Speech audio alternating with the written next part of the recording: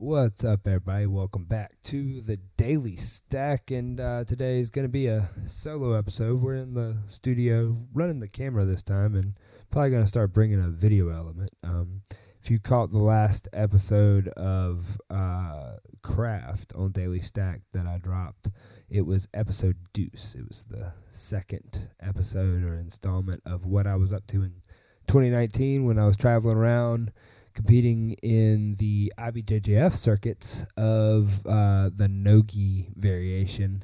I just kind of was sitting around one day and heard some black belts talking about the fact that one of the scarier divisions that were out there were, these purple belts that were in the adult division at the IBJJFs. So, at the time, I was training a lot of no-gi. I was hanging out with a lot of guys doing no-gi, and I was doing a lot of gi too, but I had just kind of been drawn to it, and currently I'm kind of like 50-50 on the whole gi, no-gi thing. Like, I'm really enjoying both ends of the spectrum, and I like to get a break from one to the other, so that's kind of where I land on that right now, and that's kind of where I was at back then too, but I was training a lot, and we had made friends with, if you go back in my Blind Lincoln Productions stuff at that time period, like I had kind of made good friends with some buddies out there that were professional wakeboarders. So I was making a lot of content and filming those guys and riding with them, and they were kind of teaching me how to ride. And I'll go ahead and tell you, like getting out behind a boat that has a competition size wake, it's an entirely different experience. Like, I looked back the first time and I was like, that's really tall. They're like, yeah, that's the point. I was like, oh, okay. So I was having fun with that, and doing all kinds of different crazy things, so no telling what I did. But during that time period of that year, I had started noticing a twinge, and I mean, it was terrible. It was my lower back. It was something that I kind of wrote it off as like wear and tear, and I was like, oh, this is what's going to happen. I'm going to start deteriorating. So I kind of ignored it, and I'm well aware that wasn't the best course of action. So this last episode, I wasn't entirely injured yet. I think I had noticed the injury when after I got back from this trip, because I was still running a lot, because I was trying to stay in that that comfortable competition weight of like right under 175 for me. Like, and I got to where I was really enjoying the running and like actually, putting in a lot of miles. Now I have learned more about my footwear, and I've been rocking some better shoes for the conditions that I was putting myself into. So that was a lesson learned last year. But this last couple of months leading up to Worlds was is also documented. So that's going to be the next episode, the third of this thing that I've put together from footage found of last year. But in the beginning of that episode, I was hanging out with my homie, R.C. Hagans. He's been on the podcast multiple times. He'll be on again soon. But a project that we've worked together on a couple of occasions. We've partnered with the Bad Kids Club, and that's been kind of a cool thing, like art projects that have happened. So like that video was kind of just this spontaneous skate party that happened around that world, and like you can go check out their Instagram, the Bad Kids Club, and then Blind Lincoln Productions. There's been a couple photos that I've circulated out there from that was really cool. Some of my more fun times that I've spent hanging out. But yeah, just been putting together some content from that year that kind of reminisce during these times of, better, more easier, movable times. But it's been fun, and there's been a lot of lessons, and it's been interesting. The last couple podcasts that I've put up were some really like dream podcasts. So like I'm putting up some like this. I'll probably have a couple of my buddies on soon that are, local guys that I've been working with on some projects and some ideas. We're going to fire up some different things over the holidays. Sometimes it's hard to nail people down, so get a little bit sporadic. But the third installment of the Daily Stack craft will probably come out sometime before the end of the year. And then we'll be firing up some new adventures for 2021, running on this new hip. So, like, back to the whole, that's Nationals, which is where this last podcast or last vlog upload,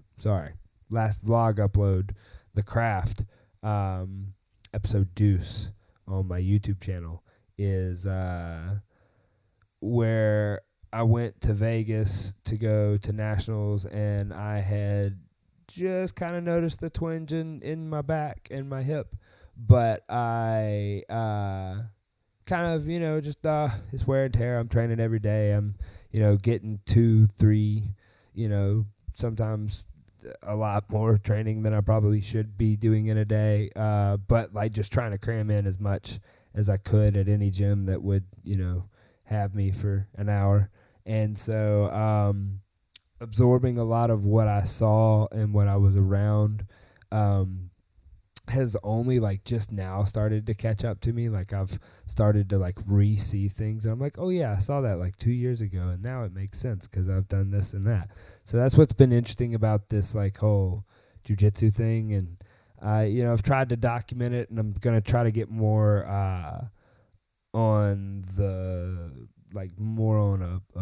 rhythm of a pattern of uploading the journey a little bit, if you will. But where this last year has been, a wild year for everybody, but I finally figured out that it was, I had located it down to like my lower back, and it felt like somebody grabbed the bottom of my coccyx and just started wiggling my spine all around. So like it limited my training down to like, I had learned to adapt to my jiu-jitsu, but it basically ceased all like stand-up training because like I just couldn't stand anymore, and like sweeps were basically impossible. And so I had been able to like adapt my jiu-jitsu a lot, but it was I mean, my little sister, who's on a couple of the shots in the last vlog, she was inspired to start jiu-jitsu on that trip, and it was actually not the competition of the IBJJF that inspired her.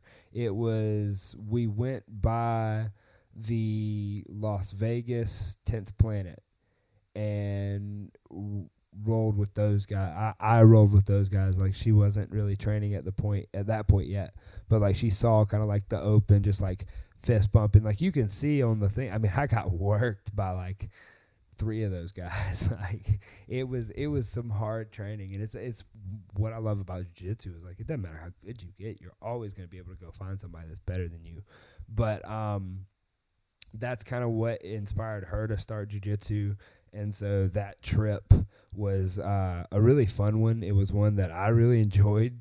I got absolutely smoked by, and his last name escapes me, but I know his first name was Logan, and he was an absolute phenomenal wrestler. I think I left his gi match in there that he won, that I went and watched after he got to my back, and I had given Becca this camera that, if for the listeners that can't see, and I'm not going to be able to turn it around or anything, but like the camera that I'm now shooting primarily on is a DJI, and it's like the DJI Pocket little thingy. So like that's why like I can move around and y'all like kind of follow me. I handed her that, and sometimes if you bump the wrong button, it goes to just photo mode. So I have a great photo of the moment that everything started, and that's the only thing that I have of that actual match. So Logan worked me. I learned a lot of the gaps that were in my game, and competing at that level kind of like humbled me a lot. I had come from kind of a smaller pond, and then getting into the Atlanta scene was fun, and like kind of grappling with those guys, and I love grappling up there in Atlanta. And then as the pandemic set on and all that stuff, like finding these little pods and crooks and crannies to go train in, like you find really great guys to go train with, but like it's a different kind of speed. So like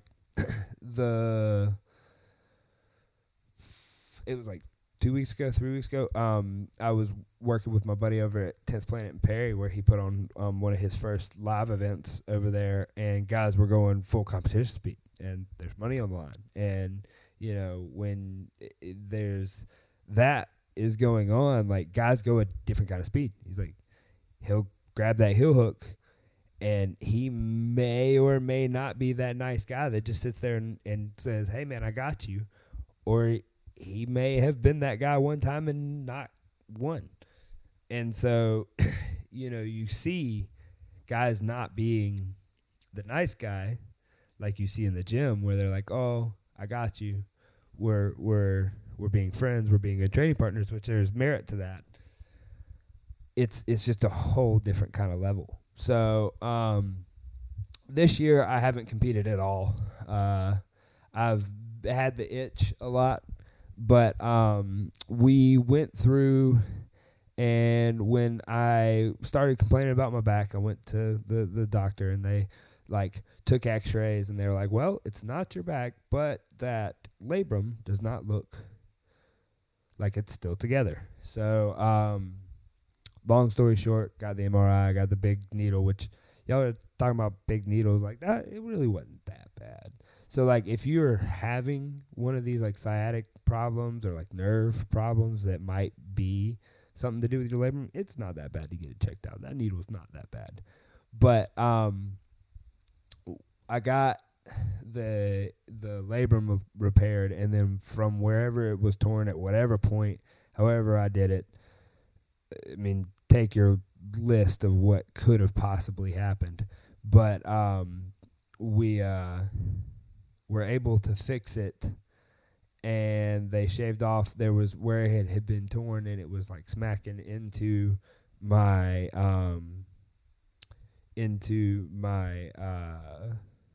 the femur would have been smacking into the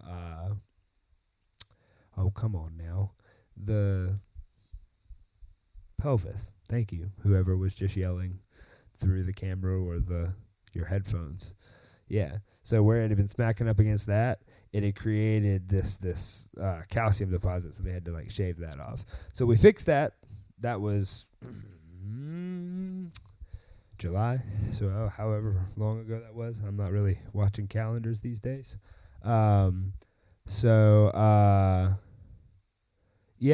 that was an experience, and I was worried about the recovery, and I was worried about like what it would be coming back to, but like I've really stayed on the flexibility thing, and like the physical therapy, I really figured out quickly that it was just stuff that I could go back to doing on my own, like stuff that I needed to add. I always knew I needed to add. So like one of the biggest lessons I learned in all of this is like the stability stuff, the core work, there's a lot of merit in that. Now I came up in a lot of guys that were ahead of their time that were thinking about that and talking about that, and I just thought, things like that were just common knowledge. I thought that pre-stretching and stuff like that, I thought that was just what people did. Now, did I always do it? Not all the time, but like I'm doing a lot better now because I now understand the merit, and I just feel better when I make sure that like flexibility is on like the top of that list.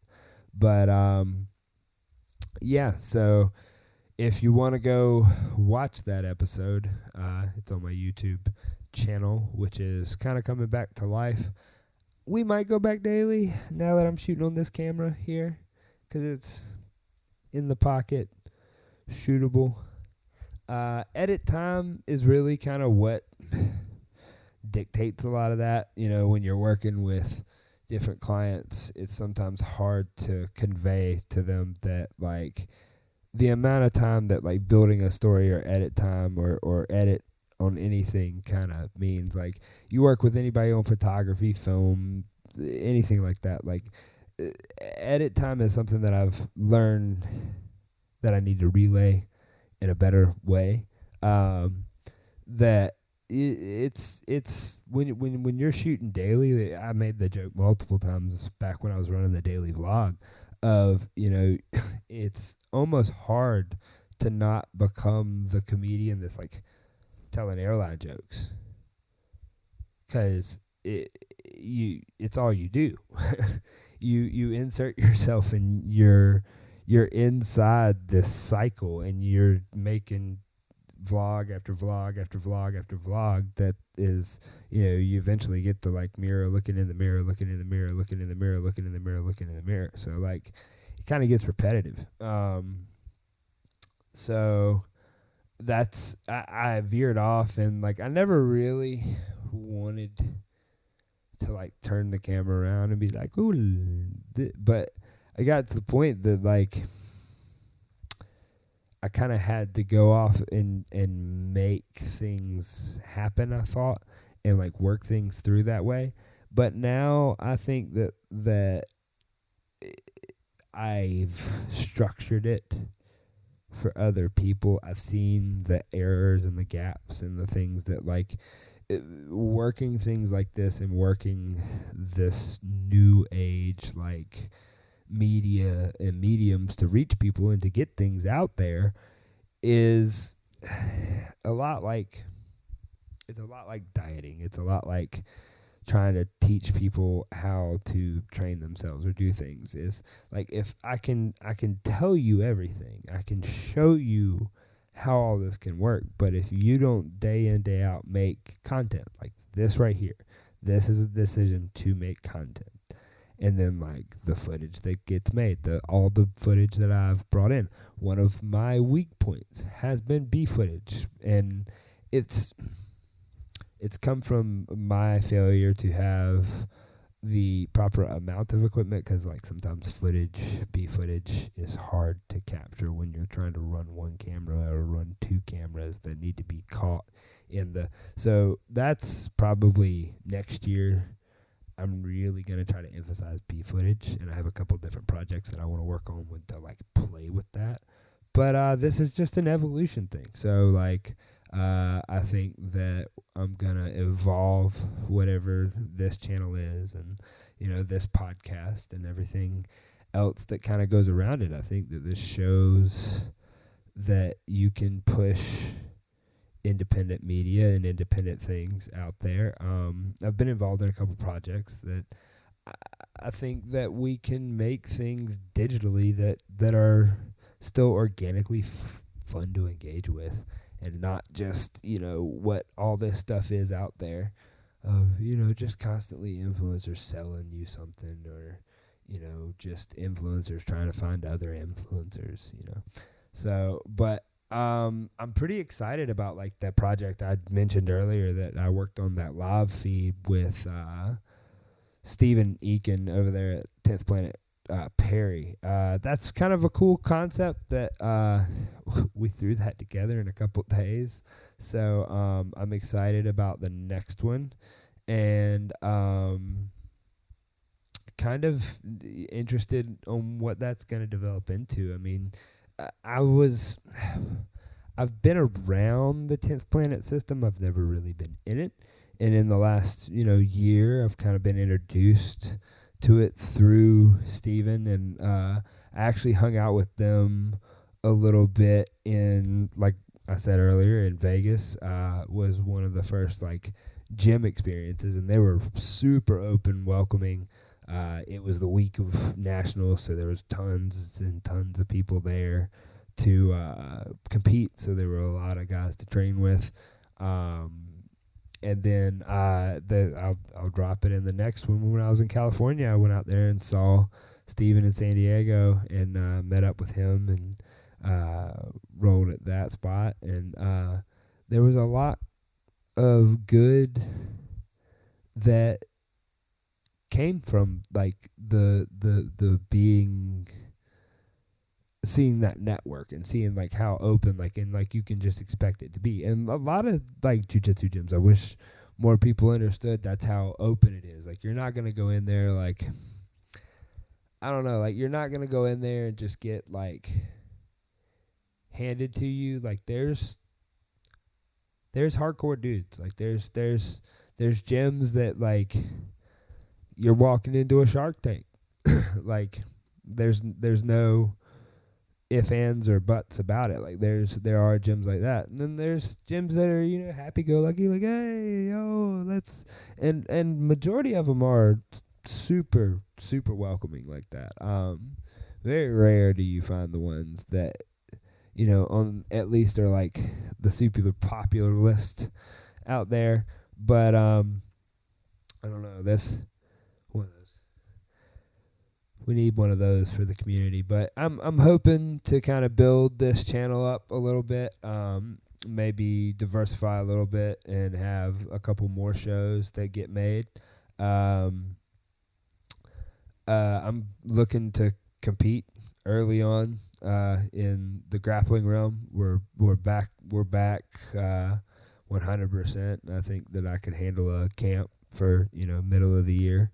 So I'm excited. I'm excited about what everything holds. I like a lot of the content that I'm making. Got a lot of footage from last year, over the last year, that I've just put together. So might have some different things that come from that come up on the channel, and kind of just taking this time leading up to end of the year to probably make just some stuff that I want to make. I got a couple projects, a couple buddies that want to work on some stuff. So you already know who you are. So we're gonna have some interesting things coming. But I look forward to it. I look forward to making everything come together. I think I see a lot of things that I wanted to make that I needed to figure out kind of the structure of how they do or don't need to look. I think that there are things here in the like Central Alabama region that we can make happen for the, you know, jiu-jitsu community. I hope those of you that do follow me that are from this area, if we could, you know, start forming up and getting some things going, if any of y'all are interested, and kind of like getting the Southeast going. I mean, there's a lot of good jiu-jitsu out there, and even good fights out there that aren't happening a lot because these old gym beefs and stuff that nobody even really remembers or cares about. But like, there's really good grappling around here, and I'd like to see that get highlighted. So, you know, some of that will be coming from the Blind Lincoln line and some of that stuff, and I've got some stuff that we would love to see happen. So there is the Daily Stat group on the Facebook that we could start this discussion in. I know that a few of you, some of the followers are in there, but you know, all 14 of you, love for everyone to download and listen anywhere. We're on we're going to be on YouTube now. We're on Spotify, iTunes, iHeartRadio, Stitcher, all of them. We're anywhere you want to listen to podcasts. But we're the another direction that I'm carrying, another part, is the live feeds, the live stuff. And so I think that that's really a direction that most of the social media you can expect to go is live, especially with the way that like content's going. There's a lot to be said about that. I mean, you have now the ability, like right here, I could have this running live, which we may start to do depending on what the people want.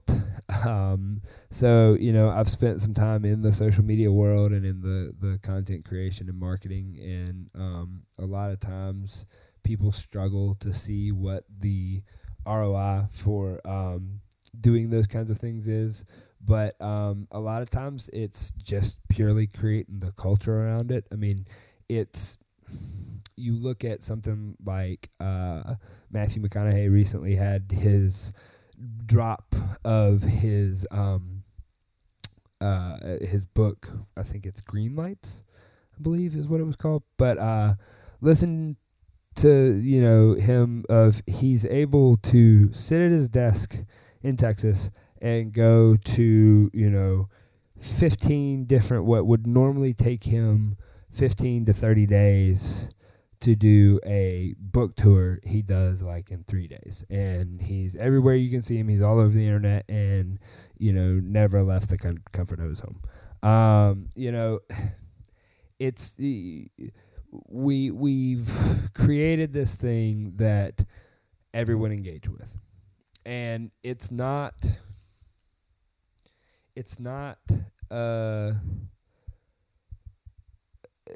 I don't think it's what everyone intended for it to be. I don't think that this is here to be forever. I think that there will be a step when people push this too far and everyone jumps to the next platform.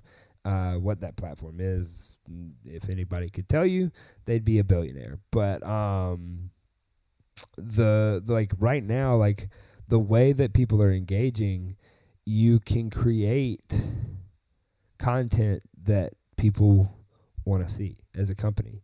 It's taking things that are, you can put a face to your company. You can put, a message out that, typically companies couldn't do. Or, in the very least, like you can take just the old television model and model it to small scale on your company. Like you are the content. I know every guru out there is saying the same thing over and over and over and over and over. Like they all talk about it. Like you just make content that revolves around you and your gym and or business or your anything that is that you're trying to build your content on. So yeah, that's my feeling towards social media right now. Is you're the channels. You are a channel, so create the channel that you want. It's most likely the best way to do this is for it if it will promote good businesses. So like if you are good and you hold up a mirror to what you are good at, then it will reflect that. That's social media is a reflection. This is this is indicative for any business. And so the companies that have been successful at this, it's going to be the ones that are able to act quickly and be efficient at letting out the, letting the content speak for itself and not trying to overly edit. I don't think the overly edited stuff does all that well on, social media. But that's kind of how I feel towards what the social media approach, because then that allows you to start a conversation. That's what I was talking about earlier, is those of you that follow me in the southeastern central Alabama area in the combat sports realm. Let's figure out how to get some stuff started, because there's plenty of stuff to go around, and lots of guys that are looking to compete, lots of time to grapple. I'm just happy to grapple a lot of times. I've been rolling with just different people. My shout out to my friends over at Red Wolf MMA up in Opelika. I've been hanging out with my original teacher, Alan Manley, over in Prattville Kickboxing and MMA. And then my man Rob over at Hotbox in Prattville. I've rolled a couple times over there with him and his guys. So if any of y'all are listening, shout out. Enjoy it. Thank you for listening or watching. But yeah, so any hoozle, we're going to close this out, and hope y'all go over there and give the craft a thumbs up or a thumbs down. Just give me some engagement. Let me know. We're switching up some of the filming techniques and some of what it is. A lot of the previous vlog, I was still kind of shooting in the same out of front pocket style kind of found footage, like intentionally kind of Blair Witchy, if you will, with this new little gimbal, which I used it a bit on that last bit of that trip, and I think that most of the end of the year I shot with this camera as well. So shout out to DJI.